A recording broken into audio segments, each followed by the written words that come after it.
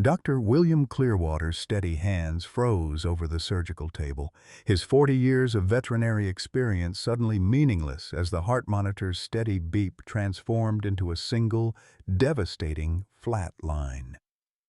The massive grizzly bear lay motionless beneath the harsh operating room lights, her belly still swollen with unborn life. But something was moving inside her chest cavity, something that shouldn't exist in a dead animal. Sarah Running Bear gasped from across the table, her surgical instruments clattering to the floor as she stepped backward. The two newborn cubs in the nearby incubator began crying, their tiny voices echoing through the 3 a.m. silence like a funeral dirge. Will's weathered Cherokee hands trembled as he leaned closer, remembering how this same bear had once saved his granddaughter Emily, the child he'd failed to protect 3 years ago. The irony cut deep. Aurora had succeeded where he had failed. "Get Martha in here, now," he commanded, though his voice cracked with a desperation that betrayed his professional composure. What was alive inside Aurora's lifeless body, and could it save them all before dawn broke over their dying dreams? Leave a like and share your thoughts in the comments along with the city you're watching from now.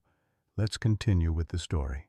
The Clearwater Wildlife Center had stood as a beacon of hope in the Montana Rockies for 30 years, its weathered wooden buildings nestled between towering pines and the crystal waters of Clearwater Creek.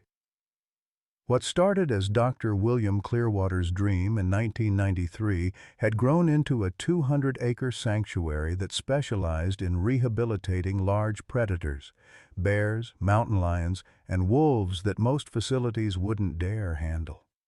But tonight, as autumn frost painted the windows of the main veterinary clinic, that dream teetered on the edge of financial ruin. The foreclosure notice tucked in Will's desk drawer bore a stark deadline: $50,000 by month's end, or lose everything. At 62, Will Clearwater carried the quiet dignity of his Cherokee ancestors in his weathered face and silver-streaked hair. His hands, steady as stone for 4 decades of surgical procedures, bore the scars of countless animal rescues. Local folks called him a miracle worker, the man who could coax life back into the most broken creatures. What they didn't know was that Will himself was breaking. The early tremors of Alzheimer's had begun clouding his once sharp mind 6 months ago, a secret he guarded more carefully than any wounded animal. Martha Clearwater, his wife of 35 years, moved through the clinic's halls like a ghost of her former self. Once the most capable trauma nurse in 3 counties, she'd retreated into herself after their granddaughter Emily's death 3 years prior. Her Cherokee heritage had taught her about the circle of life, but some circles felt too broken to mend. The empty bedrooms in their house echoed with phantom laughter, and Martha found herself setting extra places at dinner for a child who would never come home. The center itself reflected their struggles: paint peeling from the buildings, equipment held together with hope and determination, staff working for half salaries because they believed in the mission. The large animal hospital, with its state-of-the-art surgery suite, had been built during better times when donations flowed freely and the future seemed secure.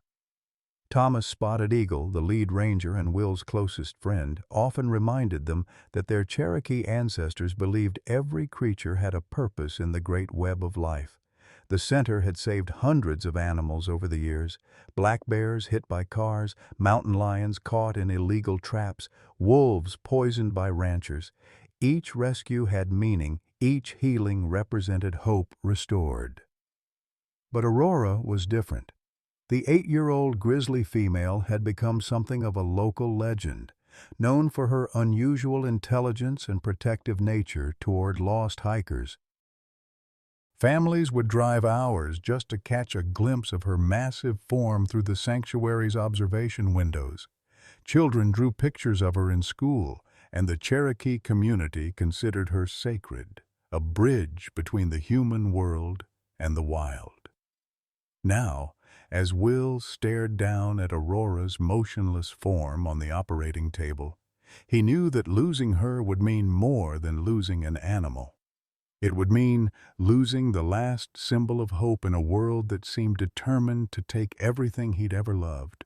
The call came at dawn on September 14th, shattering the quiet morning routine at the Clearwater Wildlife Center. Thomas, Spotted Eagle's voice crackled through the radio with an urgency that made Will's coffee cup pause halfway to his lips. "Will, you need to get down to Clearwater Creek. We've got Aurora, and she's in bad shape." Within 20 minutes, Will and Sarah Running Bear were bouncing down the Forest Service road in the center's modified pickup truck, medical equipment rattling in the back.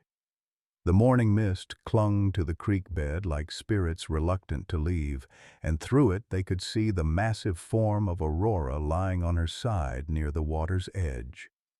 "Lord have mercy," Will whispered as they approached. The great bear was positioned in an unusual way, her massive body curved protectively around something they couldn't quite see. Her breathing was shallow, labored, and her normally alert brown eyes were glazed and unfocused. Thomas knelt beside the bear, his weathered hands gentle as he spoke in Cherokee. "Found her like this about an hour ago. She's not responding normally, Will. Something's got her spooked even in this condition." As they performed their initial assessment, Will noticed Aurora's protective posturing. Even in her weakened state, she was guarding her belly, her massive paws positioned defensively. Her pupils were dilated despite the morning light, and her breathing pattern suggested some kind of toxicity. "We need to get her back to the center immediately," Sarah said, checking Aurora's pulse. "Her vitals are all over the place." The transport took 3 hours and every piece of heavy equipment they owned. Aurora, at over 400 pounds, required the specialized gurney they'd built for large rescues. Throughout the journey, she maintained that same protective curl, as if guarding something precious even in her semi-conscious state. Martha was waiting when they arrived, her face pale and drawn. She'd been acting strangely all morning, Will noticed, jumpy, avoiding eye contact, her hands trembling slightly as she helped prepare the examination room. When Aurora was wheeled in, Martha stepped back as if the bear might suddenly spring to life. "What do you think happened to her?" Martha asked, her voice barely above a whisper. "Could be anything," Will replied, though his instincts told him this wasn't natural. "Poisoning, maybe. We'll know more after the blood work." The initial examination revealed something that stopped Will cold. Aurora wasn't just sick, she was heavily pregnant. The ultrasound showed not 1, but 2 cubs, an extremely rare occurrence for grizzly bears. One appeared normal-sized for gestational age, but the second was significantly smaller, possibly distressed. "This changes everything," Sarah breathed, studying the ultrasound images. "Grizzlies rarely have twins, and with Aurora in this condition..." Will's hands shook slightly as he adjusted the ultrasound probe, a tremor he blamed on stress but knew was something more sinister. The early signs of Alzheimer's had been creeping into his daily life for months. Forgotten names, misplaced instruments, procedures that once flowed like muscle memory now requiring conscious effort. "The timing doesn't make sense," he muttered, studying Aurora's condition. "Grizzlies typically give birth in winter dens, not in early fall." Outside, word of Aurora's condition was spreading through the community like wildfire. The center's phone rang constantly, reporters, concerned locals, and wildlife enthusiasts all wanting updates. The Cherokee community began gathering in the parking lot, some bringing sage for burning, others simply keeping vigil for the bear they considered sacred. It was during this chaos that Marcus Blackwood arrived. The wealthy rancher's black SUV pulled up with the confidence of a man accustomed to getting his way. At 58, Marcus carried himself with the bearing of someone who'd built an empire through determination and ruthlessness. His weathered face bore the perpetual tan of a man who spent his days outdoors, but his eyes held a coldness that made Will uneasy. "Heard you're having some trouble with that bear," Marcus said, his voice carrying a strange mix of concern and satisfaction. "Might be time to consider my offer seriously." For months, Marcus had been pressuring Will to sell the center. His offers had grown increasingly generous. First $100,000, then $150,000, now $200,000 for land that wasn't worth half that amount. Will had always refused, but with the foreclosure looming, Marcus's timing seemed almost prophetic. "She's not just any bear, Marcus," Will replied carefully. "Aurora's special to this community. Special or not, she's costing you money you don't have." Marcus's smile didn't reach his eyes. "Word around town is the bank's getting impatient. My offer stands, $200,000 cash, close by Friday." The conversation was interrupted by urgent shouts from the examination room. Aurora was convulsing, her massive body seizing as her vital signs spiked dangerously. Will rushed inside to find Sarah desperately trying to stabilize the bear while monitoring the cub's heartbeats. "She's crashing," Sarah called out. "Whatever's in her system is getting worse." Will's medical training kicked in despite his growing confusion. The blood work would take hours to process, but Aurora didn't have hours. The cub's heartbeats were becoming erratic, and Aurora's breathing was growing more labored by the minute. Martha stood frozen in the doorway, her face white as fresh snow. Maybe it's time to let her go peacefully," she said quietly. "Some suffering can't be fixed, Will." The words hit Will like a physical blow. This was exactly what Martha had said about Emily during those final hours in the hospital, that sometimes love meant letting go. But Will couldn't accept it then, and he couldn't accept it now. "No," he said firmly, though his voice cracked with emotion. "We don't give up. Not on Aurora, not on her cubs." As the afternoon wore on, Aurora's condition continued to deteriorate. The toxicology results came back positive for a synthetic sedative, not something she would have encountered naturally in the wild. Someone had deliberately poisoned her, but who would want to harm a bear that had become a symbol of hope for the entire region? Thomas pulled Will aside during a brief lull in the crisis. "My grandfather used to say that when the mother spirit is threatened, the whole world holds its breath," he said quietly. "Aurora's not just fighting for herself, old friend. She's fighting for something bigger." The Cherokee elder's words resonated deeply with Will. As darkness fell over the center, emergency lights illuminated the surgical suite where Aurora lay fighting for her life. The community vigil had grown to nearly 50 people, their voices joining in traditional songs that drifted through the night air. Will stood at the observation window watching his wife's nervous movements around Aurora's sedated form. Something wasn't right about Martha's behavior, but with Aurora's life hanging in the balance, he pushed his suspicions aside. The next few hours would determine whether Aurora and her unborn cubs would survive the night, and whether the Clearwater Wildlife Center would live to see another dawn. By 2 p.m. on September 14th, the atmosphere at the Clearwater Wildlife Center had shifted from concern to crisis. Aurora lay sedated on the examination table, her massive chest rising and falling with mechanical rhythm while monitors tracked her deteriorating vital signs. The ultrasound screen showed 2 tiny heartbeats flickering like candle flames in a hurricane, fragile, precious, and growing weaker by the hour. Will studied the images with growing amazement and dread.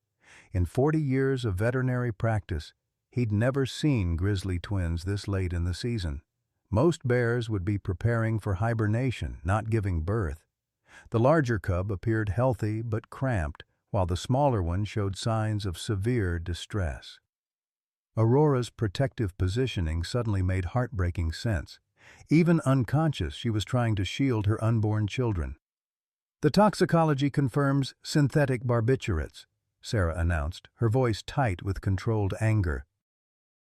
"Someone deliberately did this to her. This isn't accidental poisoning from pesticides or natural toxins." The words hung in the air like smoke from a funeral pyre. Will felt his hands begin their now familiar tremor, the early symptoms of Alzheimer's that he'd been hiding from everyone, including Martha. Under stress, the symptoms worsened, making him question his own competence at the worst possible moment. Marcus Blackwood chose that moment to reappear, his expensive boots clicking against the clinic's worn linoleum floors. His timing felt calculated, predatory, like a vulture circling wounded prey. "Terrible shame about Aurora," Marcus said, though his tone suggested anything but sympathy. "Maybe it's a sign that some things aren't meant to be saved. My offer's still on the table, Will. $250 now, considering the circumstances." The increased offer sent alarm bells ringing in Will's mind. Why would Marcus raise his bid when the center's most famous resident lay dying? "That's generous, Marcus, but Aurora's going to pull through this." "Is she?" Marcus's smile was cold as winter wind. "From what I hear, those cubs don't have much chance even if she survives. And you? Well, folks are starting to talk about whether you're still up for this kind of responsibility." The comment hit its mark perfectly. Will's secret diagnosis made him vulnerable to exactly this kind of doubt. If word got out about his Alzheimer's, the state could revoke his veterinary license, shut down the center, and destroy everything he'd built. Martha appeared in the doorway, her face drawn and pale. She'd been acting increasingly strange since Aurora's arrival, jumping at sudden sounds and avoiding direct questions about the bear's condition. Now she looked like a woman carrying the weight of terrible secrets. "Will, can I speak with you privately?" she asked, her voice barely above a whisper. They stepped into the small office adjacent to the surgical suite, where 3 decades of memories lined the walls, photographs of successful rescues, thank you letters from grateful families, certificates of achievement that now seemed to mock their current predicament. "Maybe Marcus is right," Martha said, her words coming out in a rush. "Maybe we're being selfish, trying to save her. Aurora's suffering, Will. Those cubs. They might not survive even if we do everything perfectly." Will stared at his wife in disbelief. This was the woman who'd once worked 18-hour shifts in trauma wards, who'd never given up on a patient, who'd taught him that healing was as much about hope as medical skill. "This isn't like you, Martha. Aurora saved Emily once, remember? When she wandered off during that camping trip 4 years ago, Aurora led the search team right to her." Martha's face crumpled at the mention of their granddaughter. "And where did that get us, Will? Emily still died." "And we still lost her. Sometimes love means knowing when to let go." The conversation was interrupted by urgent beeping from the monitors. Aurora's heart rate was dropping dangerously low, and the cub's heartbeats were becoming erratic. Will rushed back to the surgical suite, his mind racing through possible interventions. Sarah was already preparing emergency medications. "We're losing them, Will. All 3 of them. We need to make a decision now. Attempt emergency cesarean surgery or try to stabilize Aurora first." The choice felt impossible. Operating on Aurora in her current condition was extremely risky. But waiting might mean losing the cubs entirely. Will's hands shook as he reached for the surgical instruments, and for a terrifying moment he couldn't remember the proper procedure for emergency cesarean delivery in bears. The knowledge was there, buried somewhere in his deteriorating mind, but the pathway seemed blocked by fog and confusion. 40 years of experience reduced to scattered fragments that refused to connect. "Will?" Sarah's voice was gentle but urgent. "What's the call?" Time slowed to a crawl as Will faced the reality of his condition. His Alzheimer's was progressing faster than he'd admitted to himself. The stress of Aurora's crisis had accelerated the symptoms, making him dangerous to both patient and staff. "You take the lead," he said quietly, the words tasting like defeat. "I'll assist." Sarah nodded without question, understanding that something fundamental had shifted in their professional relationship. As she began preparing Aurora for surgery, Will caught sight of Martha watching from the observation window. Her expression wasn't one of concern. It was guilt, pure and devastating. Outside, the Cherokee community had grown to over 60 people, their voices joined in traditional healing songs that drifted through the night air like prayers made audible. Thomas Spotted Eagle stood among them, his weathered face turned toward the clinic windows where Aurora fought for her life. The media had arrived too, drawn by the story of the miraculous bear and her unborn cubs. News vans lined the parking lot, their satellite dishes reaching toward the sky like mechanical flowers seeking light. The story was already spreading across social media. Save Aurora trending nationally as people around the world followed the drama unfolding in rural Montana. Inside the surgical suite, Sarah worked with quiet precision while Will struggled to assist. His hands, once steady as granite, now trembled with each movement. Simple procedures that should have been automatic required conscious effort and deliberate thought. "The larger cub is viable," Sarah announced, her voice tight with concentration. "Strong heartbeat, good size, but the smaller one—" Through the ultrasound, they could see the tiny form barely moving, its heartbeat weak and irregular. This cub, if it survived, would need intensive care and might never develop normally. Will found himself thinking about Emily, how she'd been premature too, tiny and fragile in the NICU, fighting for every breath. They'd saved her then, given her 8 beautiful years of life before that drunk driver stole everything away. Was he fighting to save Aurora's cubs for their sake, or to somehow redeem his failure to protect Emily? The questions would have to wait.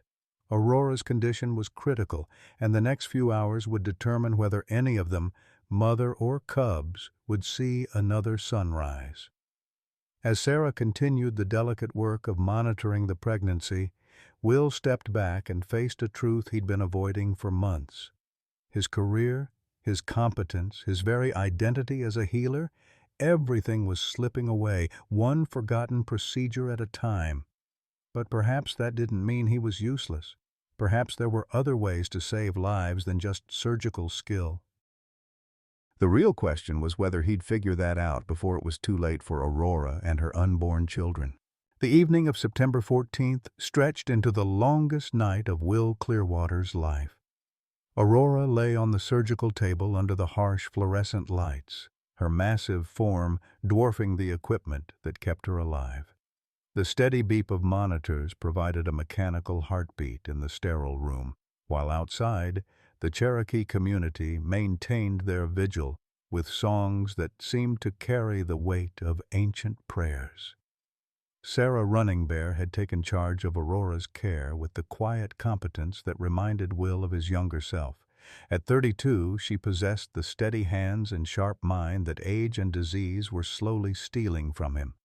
As she adjusted IV lines and monitored the cub's heartbeats, Will found himself relegated to the role of observer, a position that both wounded his pride and offered a strange relief. "The barbiturate levels are still climbing," Sarah reported, her voice steady despite the gravity of the situation. "Whoever did this used a time-release formula. It's designed to keep building in her system." The implications were chilling. This wasn't a simple poisoning meant to kill quickly. It was calculated torture, designed to prolong suffering. Will's mind raced through the possibilities of who could harbor such hatred for a bear that had become a symbol of hope for their community. Martha appeared in the doorway again, her movements jerky and uncertain. She'd been pacing the halls for hours, wringing her hands and starting conversations she couldn't finish. Now she carried a steaming cup of coffee that trembled in her grip. "Any change?" she asked, though she seemed afraid of the answer. "She's stable for now," Sarah replied without looking up from her instruments. "But we're fighting the clock here. The longer those toxins stay in her system, the more damage they do to both Aurora and the cubs." Will studied his wife's face in the harsh light. 35 years of marriage had taught him to read Martha's expressions like a well-worn book, and what he saw there made his stomach clench with dread. She was hiding something, something that went beyond normal worry about Aurora's condition. The financial pressure continued to mount throughout the evening. The bank had called twice, their automated system cheerfully reminding Will that Monday's foreclosure deadline was approaching with mathematical certainty. The emergency surgery was costing thousands they didn't have, depleting their already exhausted operating budget. Marcus Blackwood had left, but promised to return in the morning with final paperwork for his offer. His presence lingered like smoke in the air, making everything feel contaminated by ulterior motives. Will couldn't shake the feeling that Marcus knew more about Aurora's condition than he was letting on. As midnight approached, Thomas Spotted Eagle entered the clinic carrying sage and sweetgrass for a traditional blessing. His weathered face bore the gravity of a man who understood that some battles were fought on spiritual as well as medical grounds. "The ancestors are restless tonight," Thomas said quietly, preparing his ceremonial materials. "Aurora's spirit is caught between worlds, fighting to stay for her cubs, but being pulled toward the next journey." Will had always respected his friend's spiritual perspective, but tonight the Cherokee traditions felt like more than cultural ceremony. They felt like a lifeline to hope when medical science was failing. The blessing took place in the surgical suite, with Sarah continuing her vigilant monitoring while Thomas spoke in Cherokee over Aurora's still form. The ancient words seemed to resonate through the room, and for a brief moment Aurora's breathing appeared to steady. It was during this ceremony that Will noticed Martha standing apart from the group, tears streaming down her face. When their eyes met, she looked away quickly, but not before he saw something that made his blood run cold. Not just grief, but guilt, so profound it seemed to be consuming her from within. After Thomas left, Will confronted his wife in the small break room where they'd shared countless meals during better times. The fluorescent light buzzed overhead, casting harsh shadows that made Martha look older than her 59 years. "Martha, I need you to tell me what's going on," Will said gently but firmly. "You've been acting strange since Aurora arrived, and I can see you're carrying something heavy." Martha's composure finally cracked. She collapsed into a plastic chair, her shoulders shaking with sobs that seemed to come from the deepest part of her soul. I can't watch you go through this again, Will. I can't watch you blame yourself when she dies, the way you blamed yourself for Emily." "What are you talking about?" "The pills," Martha whispered, her voice barely audible. "I gave her the pills. I thought if she went peacefully, it would be better than watching her suffer. Better than watching you suffer." The words hit Will like a physical blow. His legs gave out, and he found himself sitting heavily on the floor, staring at his wife as if seeing a stranger. "You poisoned Aurora?" "No! Yes! I don't know!" Martha's words tumbled out in a desperate rush. "I just wanted the pain to stop. For her, for you, for all of us. Emily's death nearly destroyed you, Will. I've watched you forget things, seen your hands shake. I know something's wrong, even if you won't tell me what it is." The confession hung between them like a physical barrier. Will felt his world reshaping itself around this new reality, that his wife of 35 years, the woman he'd trusted with every secret except his diagnosis, had attempted to commit what she saw as an act of mercy, but what felt like the ultimate betrayal. "How?" he managed to ask. "Sleeping pills. I crushed them into ground beef and left it near the creek where she likes to drink. I thought she'd just go to sleep and not wake up. I didn't know she was pregnant. I didn't know about the cubs." Will's mind reeled as he processed the implications. Martha's sleeping pills were powerful sedatives, but they shouldn't have caused the specific toxicity pattern they were seeing in Aurora's blood work. Something didn't add up. Back in the surgical suite, Sarah was growing increasingly concerned about Aurora's deteriorating condition. The bear's vital signs showed signs of multi-organ stress that went beyond simple barbiturate poisoning. The pattern was more consistent with industrial toxins or veterinary-grade chemicals. "Will, you need to see this," Sarah called urgently. The new blood work showed compounds that definitely weren't from over-the-counter sleeping medications. Whatever Aurora had ingested was far more sophisticated and dangerous than anything Martha would have had access to. As dawn approached on September 15th, Aurora's condition reached a critical point. Her blood pressure was dropping dangerously low, and the cub's heartbeats were becoming increasingly erratic. The larger cub showed signs of distress that suggested it might not survive much longer, while the smaller one had grown so weak that its heartbeat was barely detectable. The Cherokee community had maintained their vigil throughout the night, their numbers swelling to over 100 as word spread through social media. Save. Aurora had become a trending topic, with people around the world following the story and contributing to a rapidly growing GoFundMe campaign. But money couldn't solve the immediate crisis. Aurora was dying, and Will found himself facing the same impossible choice he'd confronted 3 years ago with Emily: fight against overwhelming odds or accept the inevitable and focus on minimizing suffering. His Alzheimer's symptoms had worsened throughout the night. Simple calculations required multiple attempts, and he'd twice forgotten the names of medications he'd used thousands of times. The stress was accelerating his cognitive decline, making him increasingly unreliable just when Aurora needed him most. Martha hadn't spoken to him since her confession. She sat in the corner of the observation room, wrapped in a blanket like a woman in shock, staring at Aurora with eyes that held a kind of desperate prayer. As the first rays of sunlight began filtering through the clinic windows, Sarah made the announcement that Will had been dreading. "We need to make a decision about emergency surgery. Aurora's condition is deteriorating too rapidly to wait any longer, but in her current state, the surgery itself might kill her." Will stood at the crossroads of the most important decision of his career: operate and possibly lose all 3 patients, or wait, and almost certainly lose them anyway. His failing mind struggled to weigh the medical factors, but his heart already knew what Emily would have wanted: for him to fight until the very end. "Prep for surgery," he said quietly. "If Aurora's going to die, it won't be because we gave up on her." As Sarah began the preparations, Will caught sight of Marcus Blackwood's SUV pulling into the parking lot. The rancher's timing once again seemed suspiciously perfect, but Will didn't have time to worry about Marcus's agenda.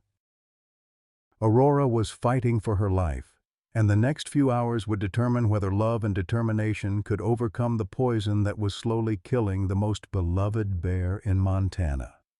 The battle for Aurora's life was about to enter its final, most desperate phase. At 3:00 a.m. on September 15th, the Clearwater Wildlife Center transformed into a battlefield between life and death.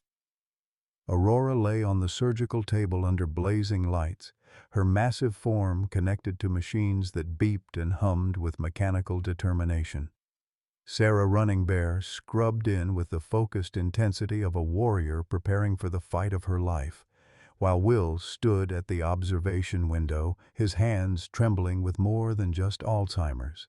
The emergency cesarean surgery began with Sarah making the first careful incision into Aurora's abdomen. The bear's vital signs immediately spiked dangerously, her body responding to the trauma even through heavy sedation. Will forced himself to stay in the observation room, knowing his failing hands could do more harm than good, but every instinct screamed at him to take control. "First cub is presenting," Sarah announced, her voice tight with concentration. Heartbeat is strong. The larger cub emerged into the world with a soft cry that pierced the sterile air like a prayer answered. Sarah worked quickly, clearing the airway and stimulating breathing while monitors tracked the tiny heartbeat that now beat independently of its mother's failing system. The cub was perfectly formed, covered in the fine dark fur that would eventually grow into Aurora's magnificent coat. But the second cub told a different story. When Sarah reached for it, her movements became more urgent, more desperate. The smaller twin was barely responsive, its breathing shallow and erratic. Will could see from the observation window that something was terribly wrong. "This one's in severe distress," Sarah called out, beginning emergency resuscitation procedures on the tiny bear. "Possible oxygen deprivation, maybe from the toxins in Aurora's system." Martha had appeared beside Will at the observation window, her face white as fresh snow. She watched the drama unfold with the expression of someone witnessing their own worst nightmare made real. When she spoke, her voice was barely a whisper. "This is my fault. Those cubs are suffering because of what I did." Will turned to his wife, seeing her clearly for perhaps the first time since Emily's death. The strong, capable woman he'd married had been replaced by someone broken and desperate. Someone who thought mercy-killing was preferable to fighting for life. "The toxicology doesn't match sleeping pills, Martha. Whatever poisoned Aurora, it wasn't what you gave her." "What do you mean?" Before Will could answer, Aurora's heart monitor erupted in alarms. Her blood pressure was crashing, and her breathing became dangerously shallow. Sarah worked frantically to stabilize her patient while monitoring the cubs, but Aurora's body was shutting down system by system. "She's going into cardiac arrest," Sarah shouted over the alarms. "Will, I need you in here now." Will's medical training overrode his self-doubt. He burst through the surgical suite doors, his hands automatically reaching for the defibrillator paddles despite their tremor. 40 years of muscle memory kicked in as he charged the machine and prepared to shock Aurora's massive heart back to life. "Clear!" he shouted, pressing the paddles against Aurora's chest. The great bear's body convulsed with the electrical shock, her massive frame lifting slightly off the table before settling back into stillness. The monitor showed a brief spike of activity, then returned to the flat line that meant death. They tried again, and again. Each shock sent waves of electricity through Aurora's body, but her heart refused to respond. The cubs, now in heated incubators, seemed to sense their mother's struggle. The larger one cried continuously, while the smaller one lay frighteningly still. It was then that Marcus Blackwood chose to make his entrance, striding into the surgical suite with the confidence of a man accustomed to getting his way. His expensive boots clicked against the tile floor as he surveyed the scene of desperate medical intervention. "Looks like nature's making the decision for you, Doc," Marcus said, his voice carrying a satisfaction that made Will's skin crawl. "Maybe it's time to accept reality and sign those papers." "Get out," Will growled, not taking his eyes off Aurora's motionless form. "Now, that's no way to talk to the man who's about to save your center," Marcus replied smoothly. "My offer's good for another hour. After that, well, the bank takes over Monday morning anyway."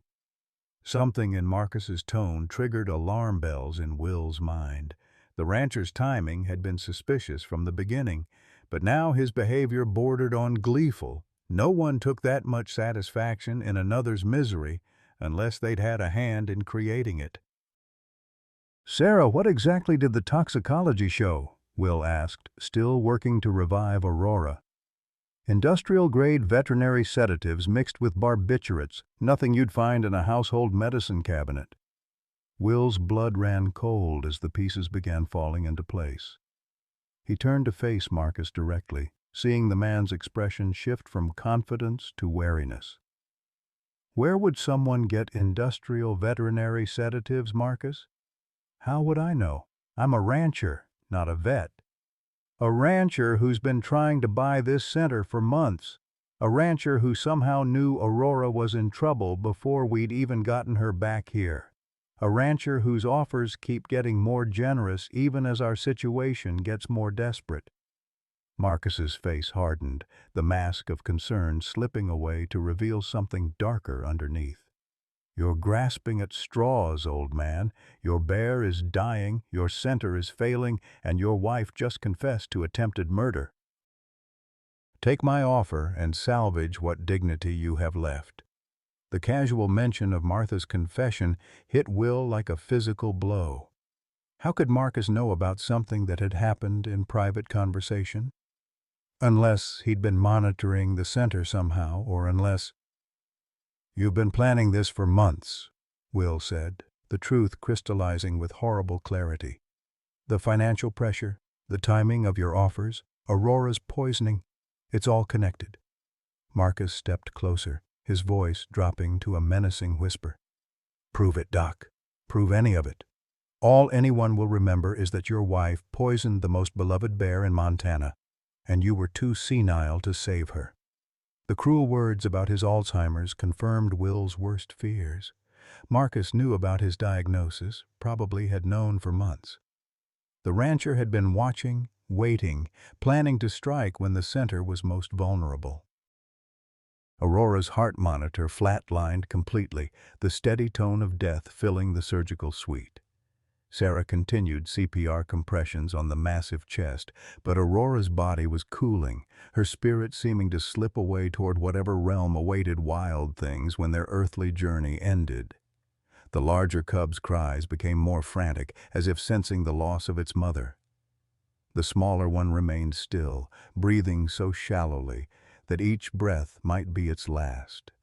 Will felt the familiar crushing weight of failure settling over him, the same feeling that had consumed him when Emily died in his arms 3 years ago. But then something extraordinary happened. Thomas Spotted Eagle appeared in the surgical suite doorway, his weathered face grave with spiritual authority that made even Marcus step back. Behind him stood 3 Cherokee elders, their presence filling the room with an ancient power that seemed to push back against the sterile modernity of medical equipment. "You will leave this sacred place," Thomas said to Marcus, his voice carrying the weight of centuries. "You have brought death medicine here, and you are not welcome." Marcus laughed nervously.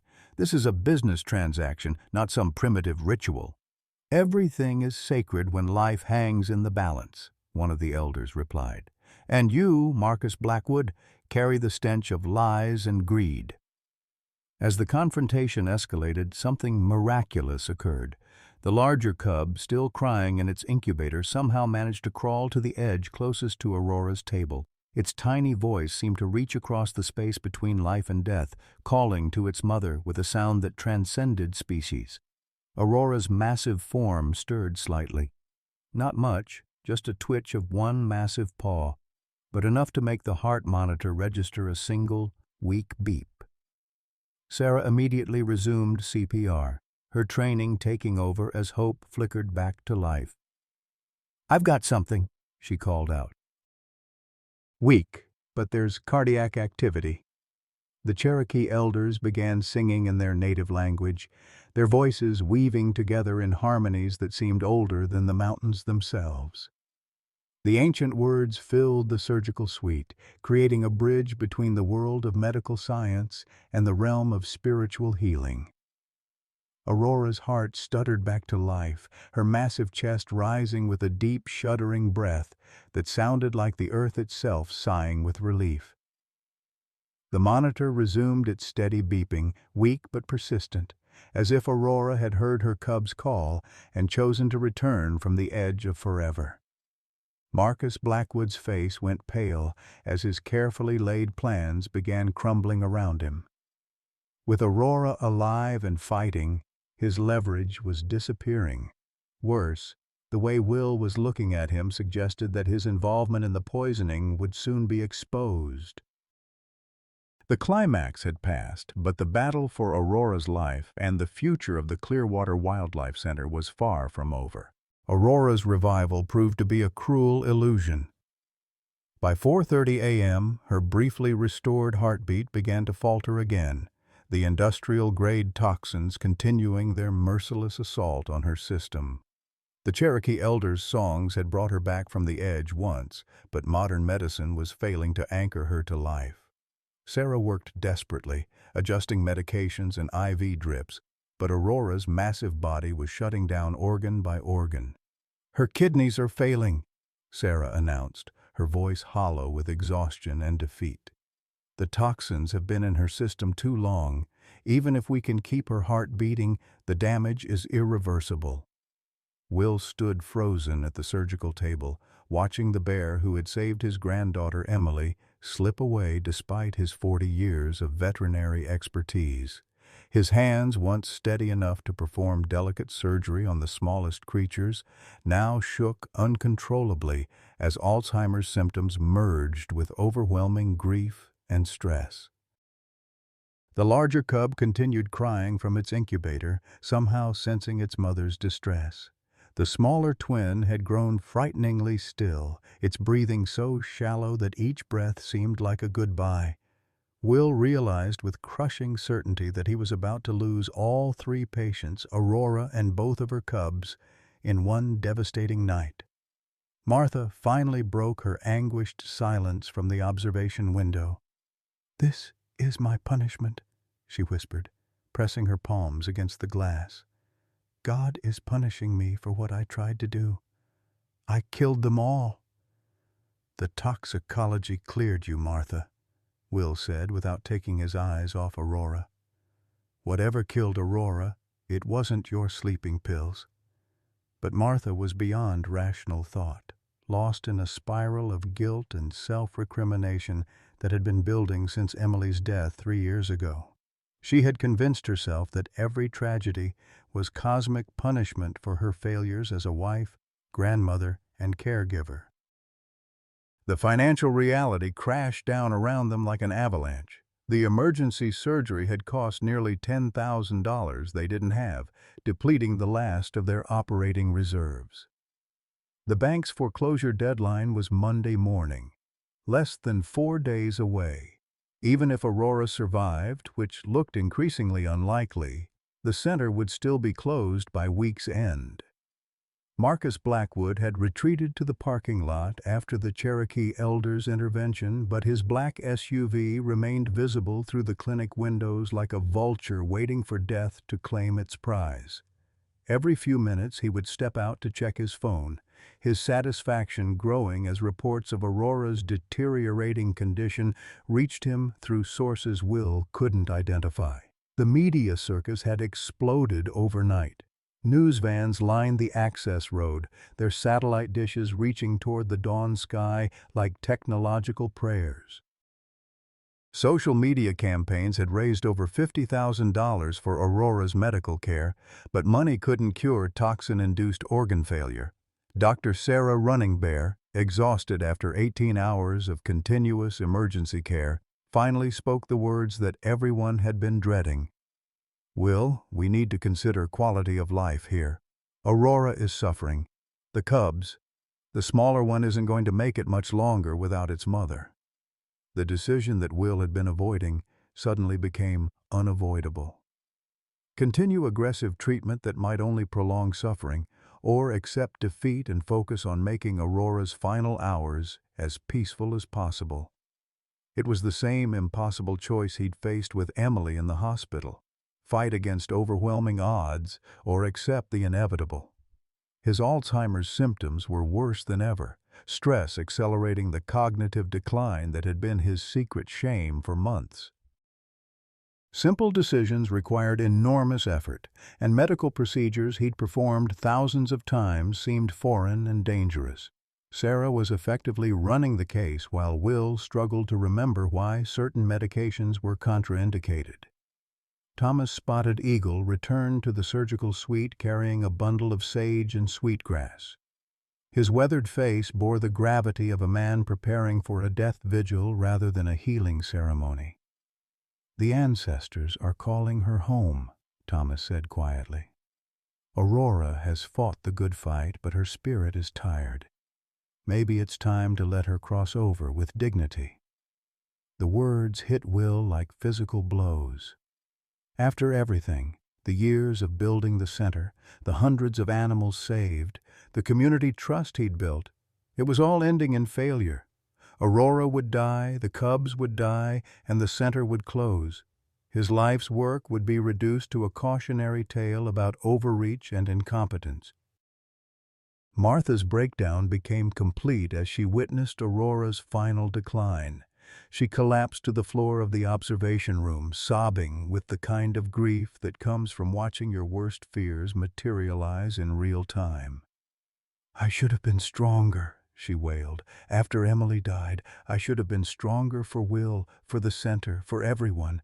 Instead, I just wanted everything to stop hurting." The confession revealed the depth of Martha's depression since their granddaughter's death.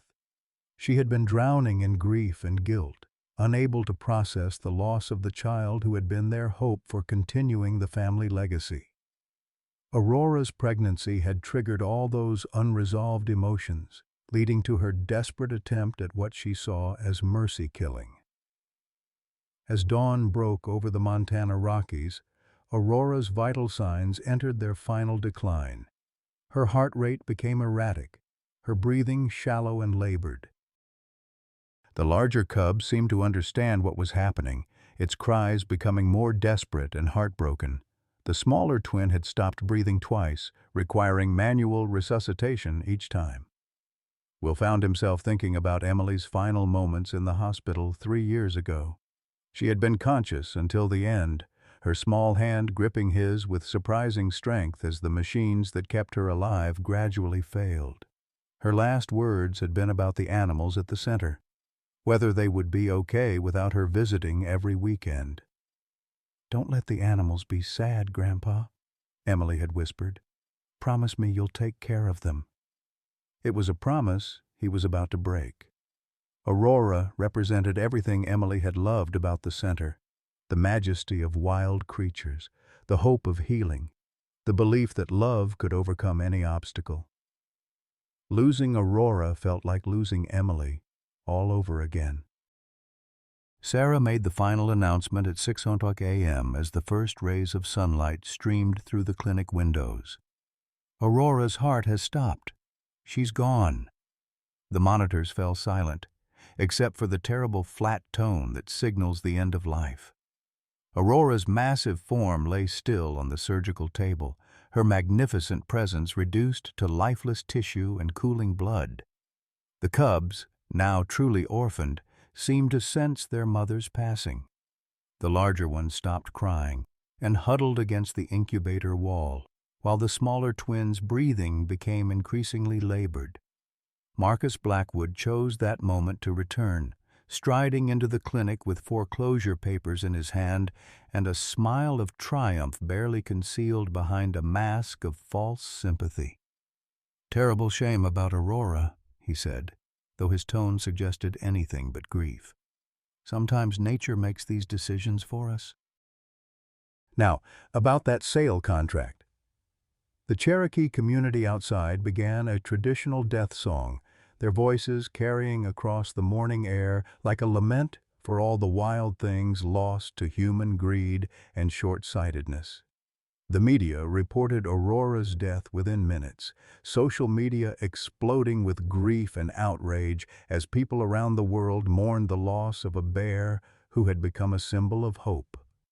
Will stood in the sudden silence of the surgical suite, feeling the weight of complete and total failure. Aurora was dead. Her cubs were dying.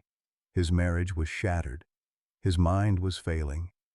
And his life's work was about to be destroyed by a man who had orchestrated the entire tragedy.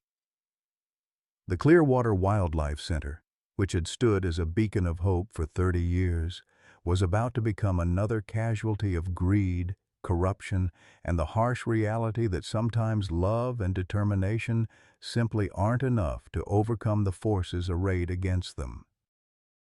But in the deepest moments of despair, when all hope seems lost and darkness appears absolute, sometimes the most unexpected miracles are waiting to unfold. The silence in the surgical suite was broken by the unexpected arrival of Detective Maria Santos from the Montana State Police. Her presence at 6:30 a.m., less than 30 minutes after Aurora's death, struck Will as either remarkably efficient or suspiciously well-timed. Behind her walked a serious-looking man in a federal wildlife enforcement uniform, carrying what appeared to be official search warrants. "Dr. Clearwater, I'm Detective Santos. We've been investigating reports of illegal wildlife trafficking in this region, and Aurora's poisoning may be connected to a larger criminal operation." Marcus Blackwood's confident demeanor wavered for the first time since his arrival. His hand tightened on the foreclosure papers as his eyes darted between the detective and the federal agent, calculating his next move with the desperation of a cornered animal. "What does wildlife trafficking have to do with Aurora?" Will asked, though something deep in his gut was already connecting dots he'd been too grief-stricken to see clearly. Detective Santos opened a tablet computer and displayed surveillance footage that made Will's blood run cold. The grainy night vision images showed Marcus Blackwood's ranch hands spreading bait near Clearwater Creek, the same location where Thomas had found Aurora collapsed. "We've been monitoring illegal bear hunting operations for 6 months, Santos explained. "Someone's been using sophisticated baiting systems to lure bears to specific locations for wealthy out-of-state hunters. The bait contains powerful sedatives designed to make the animals easy targets." The revelation hit Will like a physical blow. Aurora hadn't been poisoned out of spite or to force the sale of the center. She'd been drugged as part of an illegal hunting operation. Marcus's interest in buying the center was about eliminating the one person who might investigate suspicious bear deaths in the region. "That's ridiculous," Marcus blustered, but his voice had lost its earlier confidence. "I'm a legitimate rancher. I've never been involved in any hunting operation." The federal agent, whose badge identified him as Special Agent Robert Clearwater, a distant cousin Will hadn't seen in decades, stepped forward with additional evidence. "Mr. Blackwood, we have financial records showing payments from hunting clients totaling over $200,000 in the past year. We also have testimony from your ranch hands about the baiting operations you've been running." Will stared at his cousin in amazement. Robert had left Montana 30 years ago to join federal law enforcement, and their paths had rarely crossed since. His presence here felt like divine intervention, family arriving when family was most needed. "The toxicology on Aurora shows industrial-grade sedatives," Robert continued, "the same compounds we found in other illegally killed bears throughout the region. Your operation has been responsible for at least a dozen deaths, including 3 protected grizzlies." Martha, who had been silent since Aurora's death, suddenly straightened in the observation room. Her nursing background had taught her to read toxicology reports, and she'd been studying Aurora's lab results with growing confusion. "Wait," she called out, her voice stronger than it had been in hours. "The blood work shows those compounds were introduced recently, within the last 12 hours. But I gave Aurora those sleeping pills 3 days ago."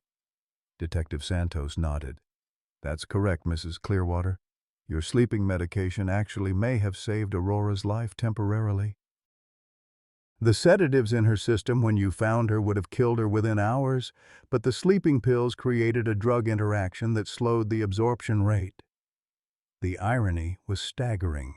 Martha's attempt at mercy killing had actually prolonged Aurora's life long enough for the truth to be discovered. Her guilt and self-recrimination had been based on a complete misunderstanding of the evidence. Marcus realized his situation was deteriorating rapidly. The federal investigation had been building for months, using surveillance techniques and financial analysis that had trapped him completely. His attempt to frame Martha and force the sale of the center was a desperate, last-ditch effort to cover his tracks. "Even if you can prove I was involved in hunting operations," Marcus said, his voice taking on a dangerous edge, "Aurora is still dead. The center is still broke. Your wife still tried to poison her. Nothing changes the fact that this place is finished." But Marcus had made a critical error in his calculations.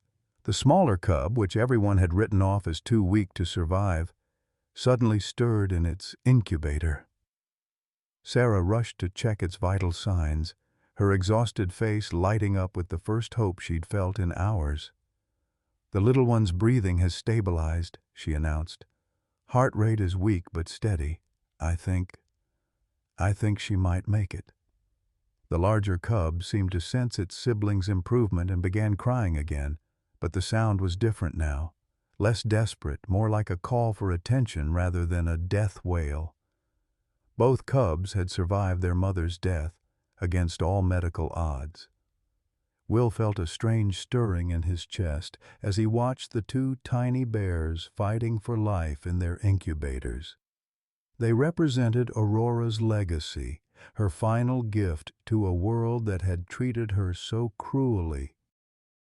Saving them wouldn't bring Aurora back, but it would honor her memory and fulfill the promise he'd made to Emily. Robert presented Marcus with federal arrest warrants for wildlife trafficking, racketeering, and conspiracy charges that could result in decades in prison.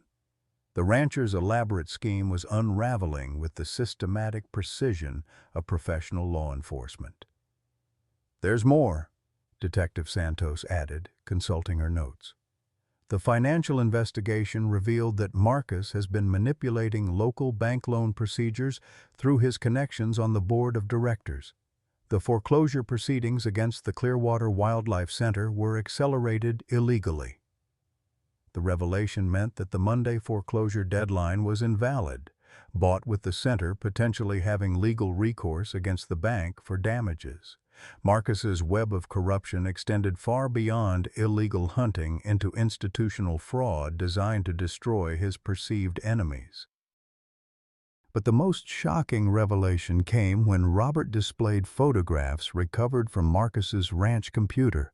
The images showed detailed surveillance of the Clearwater Wildlife Center, including telephoto shots of Will during medical procedures and Martha during her daily routines. "He's been watching you for months," Robert explained, "planning this entire operation based on detailed knowledge of your personal and professional vulnerabilities." Will stared at the surveillance photos with growing horror. One image showed him during an Alzheimer's episode, standing confused in the center's parking lot. Another captured Martha disposing of medication bottles, the sleeping pills she'd later use on Aurora. Marcus had been documenting their weaknesses like a predator studying prey.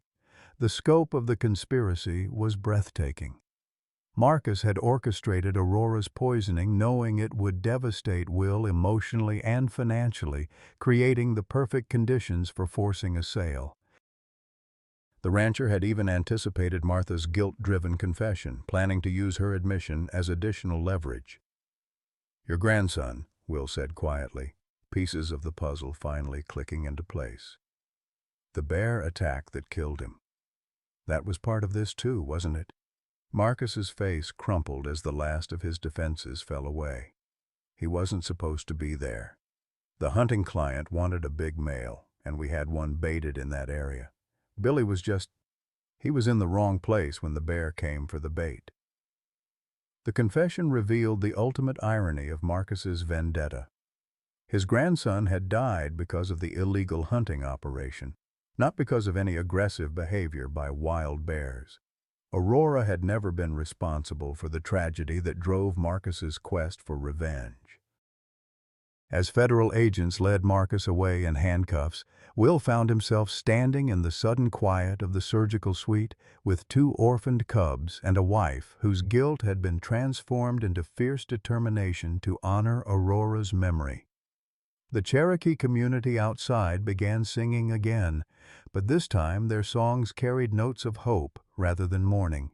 The cubs had survived, the truth had been revealed, and the center would continue its mission of healing wild creatures. Detective Santos handed Will a business card before leaving. "Dr. Clearwater, the federal investigation has recovered over $300,000 in illegal hunting proceeds. As the victim of Marcus's fraud, you're entitled to restitution that should more than cover your center's operating expenses for the next several years." The financial pressure that had been crushing them for months suddenly evaporated, replaced by the promise of stability and growth.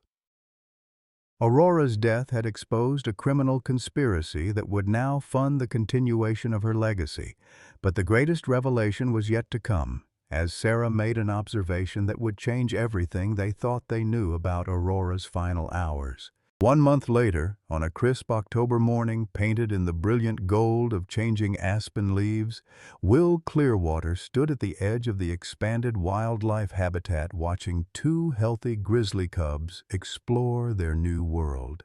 Hope and Miracle, as the community had named them, had grown strong under Sarah's expert care and the collective love of hundreds of volunteers who'd traveled from across the country to help.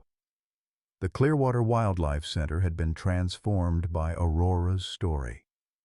The federal restitution money had not only cleared their debts, but funded a complete renovation of the facilities. New educational programs brought school children weekly to learn about wildlife conservation, while the Aurora Memorial Fund ensured the center's mission would continue for generations. Martha had found her purpose again, channeling her nursing skills into caring for the orphaned cubs and mentoring other women who struggled with loss and depression. The guilt that had nearly destroyed her had been replaced by a fierce determination to honor Aurora's memory through acts of healing and hope. "They're getting so big," Martha said, joining Will at the observation platform. Her voice carried the warm contentment of someone who had rediscovered her place in the world. "Aurora would be so proud." Will nodded, wrapping his arm around his wife's shoulders. The Alzheimer's diagnosis no longer felt like a death sentence now that Sarah was gradually taking over the medical responsibilities while allowing him to focus on education and community outreach. They had told the staff and volunteers about his condition, and the response had been overwhelmingly supportive. Sarah Running Bear had been officially promoted to chief veterinarian, with Will serving as director emeritus and spiritual guide for the center's mission. The transition felt natural, like passing a sacred trust to worthy hands rather than surrendering to defeat. Thomas Spotted Eagle approached carrying his grandson, 5-year-old Little Bear, who had become fascinated with the cubs after visiting the center weekly throughout their recovery. The Cherokee community had embraced the center as a sacred space where healing happened on multiple levels.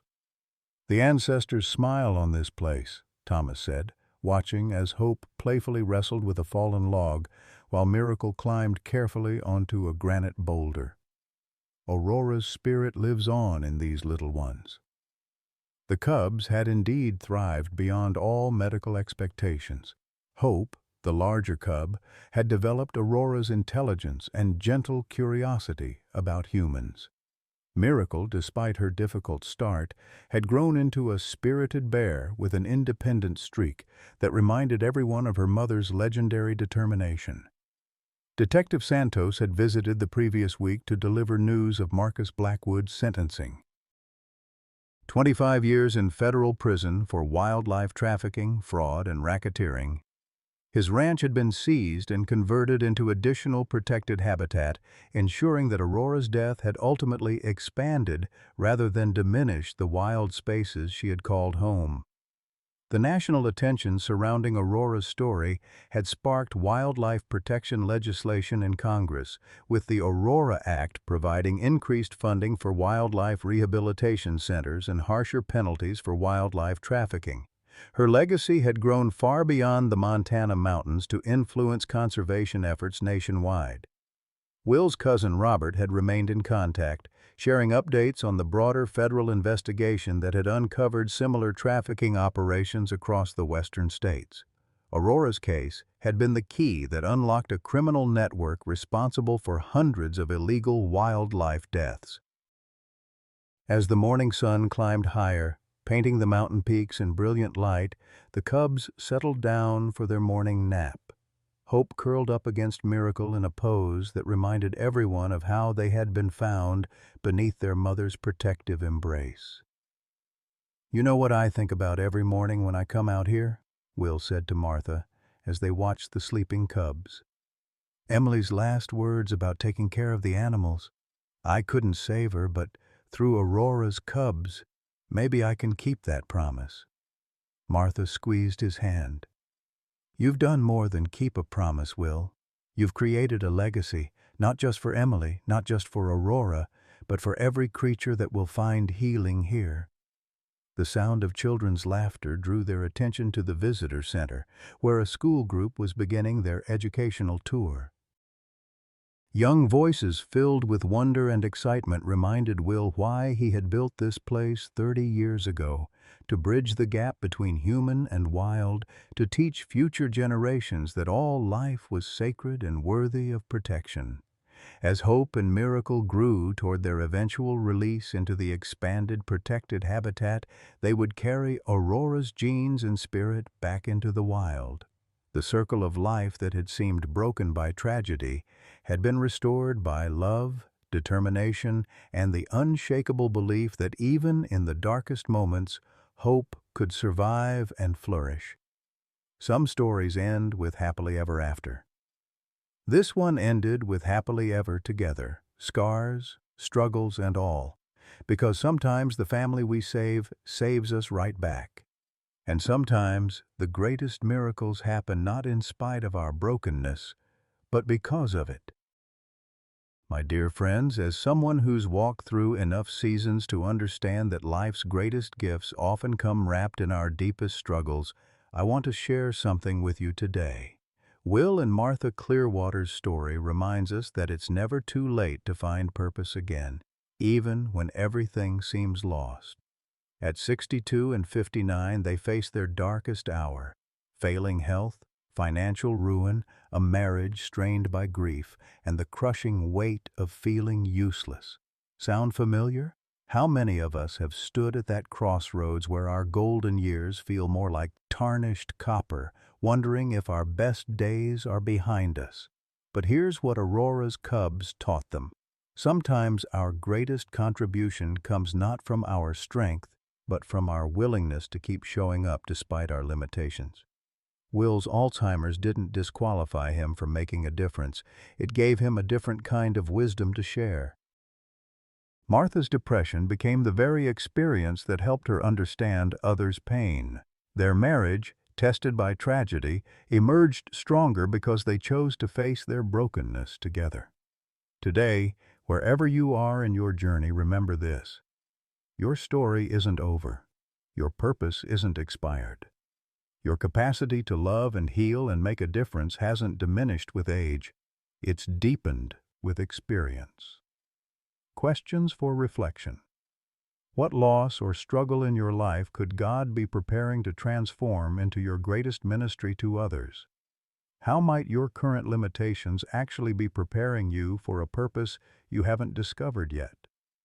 Please share your thoughts in the comments below. Your story matters and could be exactly what someone else needs to hear today.